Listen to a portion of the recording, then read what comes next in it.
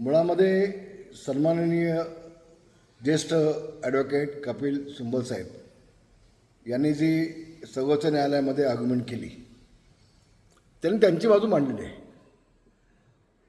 पण त्याच्यामुळं अमुक होईल तमुक होईल तमुक होईल हे सगळं मीडियामध्ये चाललं आहे. कुठल्याही बाबतीमध्ये मी सहमत नाही. मुळामध्ये आमचाही अभ्यास आहे. नाण्याला दोन बाजू असतात. आता त्यांची ठाकरे जे आहेत उद्धवजी त्यांच्या वकिलांनी त्यांची बाजू मांडली. आता एक आठवड्यानंतर आमचा वकील आमची बाजू मांडेल आणि ती बाजू ज्या वेळेला आपण सगळ्यांनी ऐकते महाराष्ट्र ऐकेल त्यावेळेला वास्तव काय ते लोकांना कळेल ना. ही फक्त एक बाजू आहे नाण्याची. गंमत अशी आहे की पक्ष कुणाचा. एक गोष्ट मी आपल्याला सांगतो, पक्ष हा वारसा हक्काने जात नसतो. वारसा हक्कानं तुमची मालमत्ता जाते.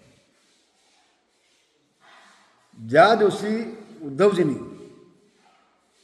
काँग्रेसची साथ पकडली, शिवसेना प्रमुख माननीय बाळासाहेब ठाकरे यांची ती जी कॅसेट आहे शिवाजी पार्कची, की ज्या दिवशी काँग्रेससोबत जाण्याची मला वेळ येईल त्या दिवशी माझा पक्ष मी बंद करून टाकेन, माझं दुकान मी बंद करून टाकेन. असं असताना शिवसेना प्रमुखांच्या विचाराच्या विरोधात जाऊन फक्त मुख्यमंत्री बनण्यासाठी उद्धवजींनी काँग्रेस साथ पकडली. त्या दिवशी शिवसेना प्रमुखांचा आणि त्यांचा वैचारिक संबंध संपला. वैचारिक म्हणतो, विचारांचा विषय संपला त्या दिवशी. शिवसेना प्रमुखांच्या शिवसेनेचा विषय हा त्या दिवशी संपला ज्या दिवशी उद्धवजी काँग्रेससोबत गेले. हे वास्तव आहे. आणि आम्ही शिवसेना प्रमुखांची विचारधारा सोबत घेऊन त्यांची शिवसेना सोबत घेऊन पुढे चाललो आहे. ही महत्त्वाची भूमिका घेऊन या दोन गोष्टी आपण लक्षात घ्या. पहिल्यांदा ह्याच्यावरती कोणी काय बोलतच नाही. ह्या विषयावरती कोणी काही बोलू शकत नाही, बोलत नाही. आणि म्हणून 2/3 झाल्यानंतर निवडणूक आयोगानं एकनाथ शिंदेला संमती दिली. नियम आहे. शेड्यूल 10 तुम्ही बघा काय म्हणताय ते. 2/3 आमचा तो संविधानात दिलेला अधिकार आहे एकनाथ शिंदेना तो. आणि पुढचं सांगतो तुम्हाला आम्ही, उद्धवजींकडनं जी एक चूक झाली मोठी, ती त्यांनी निवडणुकीला विधिमंडळामध्ये सामोरं न जाता त्यांनी अड्ड्याविषयीच मुख्यमंत्रीपदाचा राजीनामा देऊन मोकळे झाले. घाबरले ते. या मुद्द्यावरती कोण येतच नाही, कोण पाहतच नाही. बिलकुल होय, विधिमंडळ वेगळं, पक्ष वेगळा म्हणता तुम्ही, घटना म्हणता तुम्ही. तर घटनेमध्ये तर शिवसेना प्रमुखांनी भूमिका पक्षाची स्पष्ट केली होती की आम्हाला काँग्रेससोबत जाणं नाही. ज्या दिवशी जाणार त्या दिवशी सगळं संपलं पक्षाचं. तिथं सगळं संपलं जा.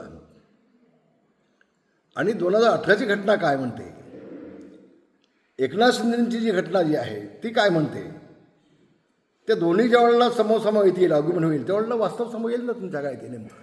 त्याच्या आधी कशाला तुम्ही ढोल वाजवत आहे. संजय गावसाहेबांचं कामच आहे ते ढोल वाजवायचं. तर त्याच्यावरती तुम्ही जाऊच नका ना. मग आता या पक्षात जाणार का, त्या पक्षात जाणार का, त्या पक्षात जाणार का, हे प्रश्न विचारण्यापेक्षा आता उद्धवजींना तुम्ही काँग्रेससोबत घेऊन गेलात, राष्ट्रवादीमध्ये फूट पडली. मग आता नेमकं उद्धवजी कुठं जाणार आहे त्याचं तुम्ही बघा ना. आम्हाला कशाला सांगताय कुठल्या पक्षात आम्ही काय जाणार ते. चिंता आमची नको. तुम्ही स्वतःचीच काळजी घेतली पाहिजे. स्वतःचं तुम्ही पुढं काय करणार आहे ते तुम्ही लोकांना सांगितलं पाहिजे. आणि अजून दुसरी बाजू ऐकायची आहे आपल्याला. आम्हाला कसलीही अडचण नाही. एक सांगतो तुम्हाला पुन्हा एकदा, ज्याच्याकडे मेजॉरिटीचा पक्ष. आज एकनाथ शिंदेंनी 40 आमदार होते, 60 आमदार निवडून आणले. उद्धवजींचे आमदार किती आहेत? 20. मग ज्याच्याकडे 20 आमदार आहेत त्याचा पुढे पक्ष, की ज्याच्याकडे 60 आमदार आहेत त्याच्याकडे पक्ष. काहीतरी विचार होणार की नाही. आणि महाराष्ट्राची जनताने कौल कुणाच्या बाजूने दिला आहे? एकनाथ शिंदेच्या बाजूने कौल दिला आहे की उद्धवजींच्या बाजूने कौल दिला आहे? हे देखील तेवढं स्पष्ट आहे. कपिल सिब्बल साहेबांनी एक आर्ग्युमेंट केली की त्यावेळेला आमच्याकडे 20 खासदार होते, पण सत्ता यांच्याकडे गेल्यामुळं सगळे खासदार तिकडे आकृष्ट जातकडे गेले. गेले नाहीत, निवडणुकीत पडले. तुम्ही उच्च न्यायालयाची, सर्वोच्च न्यायालयाची दिशाभूल करताय, खोटं बोलताय. निवडणुकीत पडले, गेले नाहीत. खोटं बोल पण गेटून बोल ही भूमिका घेण्यापेक्षा वास्तविक सुप्रीम कोर्टाला कळलाच आहे ना उद्याच्या आर्ग्युमेंटनंतर.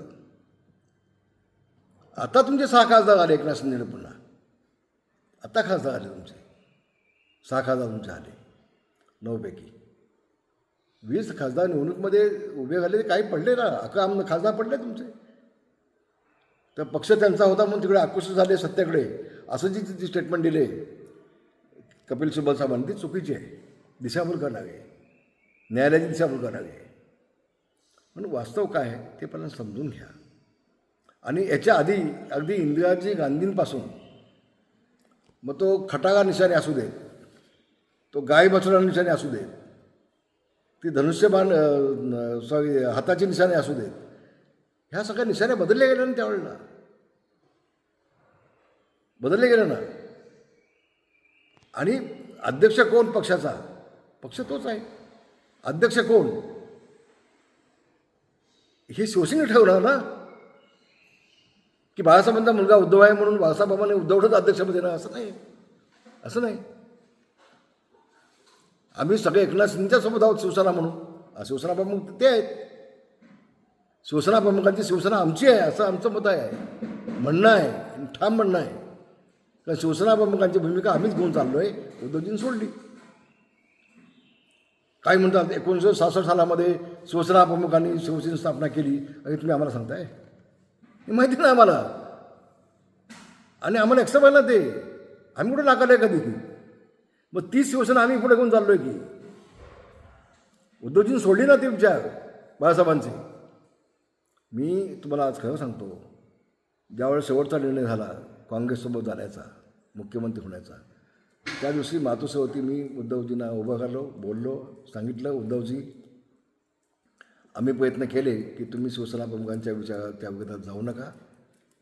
आपण शिवसेना भाजप म्हणून युती म्हणून निवडून आलो आहे, आपण युती म्हणून काम करून घेऊया. तुम्ही जरी म्हटलात की 2.5 वर्ष यांची सत्ता आणि 2.5 वर्ष यांची सत्ता असं आमचं बोलणं झालं तर पण तुम्ही दोघंजण येऊन मीडियासमोर बोललाच नाही.